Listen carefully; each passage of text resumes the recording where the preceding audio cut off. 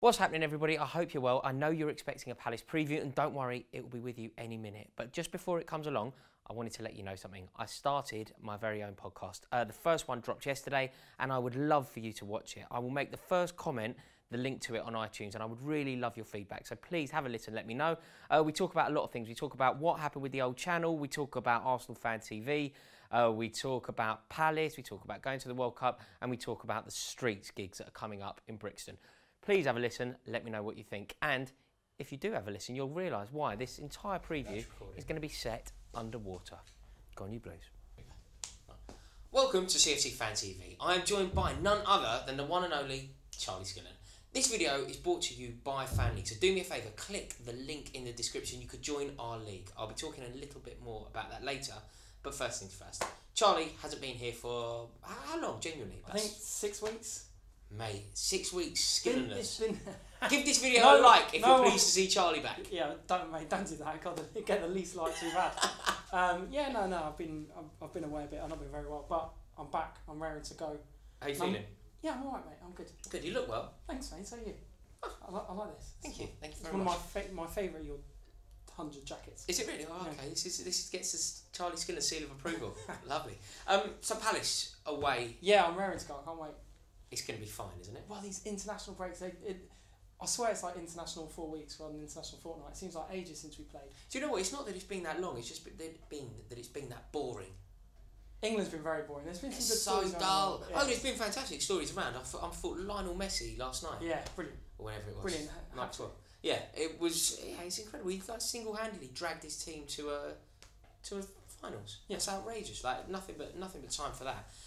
But yeah, I mean, Southgate, the most uninspiring man in the world. Plodding about. Jordan Henderson plodding about. Yeah, it's grim. Yeah, and I'm an England fan. I'm meant to be the bloke. I'm meant to be the bloke who's like buzzing for it all. Yeah. And I'm not. You can drop me I'm really not. So anyway, Premier League's back. Yes, Palace away. This is a must win. This is a guaranteed 3 points, surely. Well, yeah. I mean, they haven't. They've lost every single game they've played without scoring a goal. So you'd like to think we'd get 3 points. It's got a Palace win written all over it. yeah. 2-0 Crystal Palace. Yeah. No, we should be fine. Do you know what? I would never ever put any stock or any value or any fear or anything in anything that Roy Hodgson has ever touched. Genuinely, I think he's not even the Europa League final. No, I hate him. I hate him. He's my mortal enemy. If I had one enemy in the whole world, you got a couple in, yeah. No, Roy Hodgson is probably my biggest. One. Yeah, he's my biggest enemy. I think. I can't think of anybody more. So, give me a minute. No, I'm sticking with it. Roy Hodgson is my least favourite man in the world. Fair enough. He ruined my life. In Brazil. France. I went to Brazil to the World Cup to watch England. I had tickets to watch England. I predicted it that England were going to finish second in the group and play Colombia in Rio. I had tickets for that game, like going to a game at the Maracanã to watch England. In the end, that game didn't happen because of Roy Hodgson, and I had to go to the Maracanã to watch France play Ecuador and draw 0-0. Oh dear. Roy Hodgson, man. Never mind. Just quickly, before that World Cup, we did a huge Daily Mail predictor thing, where all the reporters give their little thing. And one of the questions was, how will England get on? There was 20 people in it, and I was the only one who said we'd get knocked out in the groups. Really? Yeah, so I wasn't pleased. Well played, you unpatriotic boss. Yeah. Yeah, no, I wasn't pleased. I was gutted, but afterwards, I tweeted it. Do you know what? You can tell how excited I am to have you back, Charlie, because I haven't been this is the least structured. This is the least structured preview we've ever done. So let's try and find a bit of production value. Go on. Just be slightly professional, right? Crystal Palace. I'm just so happy he's in the room again. Crystal Palace, right? We're gonna win. We know that. Chelsea are going to play a strong side involving who deputising for N'Golo Kante? I think Fabregas and Bakayoko will start in the middle. I think you'll see a return to the 3-4-3 rather than kind of 3-5-2 we've seen against Madrid and Man City. Kante and Morata I don't think will play at all. I think they both got injured during the international break. Chelsea are still waiting to see how fit they are, but the key, I think, for Conte and everyone at the club is that they're fit for Roma next Wednesday in the Champions League. Palace away, we should win comfortably. The other interesting thing in midfield is I think you'll see Danny Drinkwater on the bench over the international break. We've heard he's working really hard. He's been working really hard since he got there, but obviously I basically completely forgot he signed with Chelsea until he was mentioned the other day.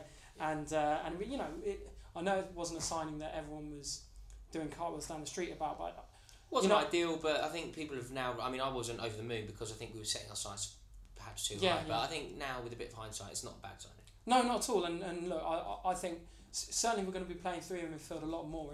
We certainly need that cover, and he adds an undoubtedly reliable head. Yes. In the middle of midfield, so it'd be good to see him. But you know, let's face it, anything other than a comfortable win will be. So that's the Chelsea. That's the Chelsea team. Is David Luiz back, or is he still out? No, he's back. He's back. He'll take his place back. You'd have thought so. I mean, Christensen has been fantastic, but David Luiz is the man. Yeah, he's the absolute man. Yeah, it's very difficult. I can see why John Terry didn't get back in the side. It makes sense, but still, just to answer the question: does Christensen only play centrally? For the minute, yeah, I think certainly. That doesn't mean I don't think he'll get a lot of game time this season. Obviously, we know David Luiz is prone to the odd mad one and the odd injury. To be fair, but I think Rudiger's been fantastic as well. So yeah. I think we're in a very strong position when it comes to that. Okay, so that's the back line. And what about slightly further up the pitch? Who leads the line? Batshuayi leads the line. Yes, yeah, I think so. I think so with Pedro and Hazard. The only slight thing is whether he plays Hazard on his own up top. Okay. With Pedro and Willian as he did. But no, we're not going to go for that. We're going for Batshuayi. Let's go for Batshuayi. Very nice. I suppose the only thing left we need to discuss now is Palace. Is there anything from them? Anything we should be fearful of? Judging on this season, you just wouldn't have thought so. I think do you know what's always quite scary when you're facing a team like this? At some point, Palace win a game. Like that happens. And the fact that they haven't even scored a goal for this long means that it's more and more likely every game that goes. Every time we say that, I think they're going to score. I think we'll win like 5-1, but I think they're going to score. Yeah, I'll take that. That'd be quite nice. Yeah, that would be good. The only thing you have to do now is talk about our fan league predictions. They are up now.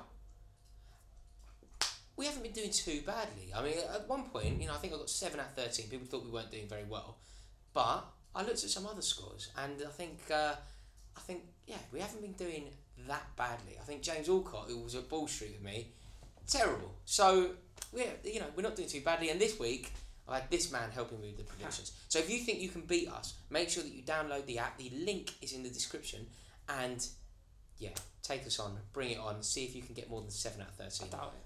No, confident? Oh yeah, we'll win. Oh, and by the way, you could win £1,000. All you have to do. Can I win £1,000? You can't. But that you could. All you have to do is download the app and go onto Facebook and like the pin post on the Fan League Facebook page, and you could win £1,000. They say £1,000 don't come for free. That's a very, very good. That's a fantastic reference. That is a fantastic. Let's not tell them. If you can. If you know what I'm talking about, comment below. And why this week? Go on, you Blues.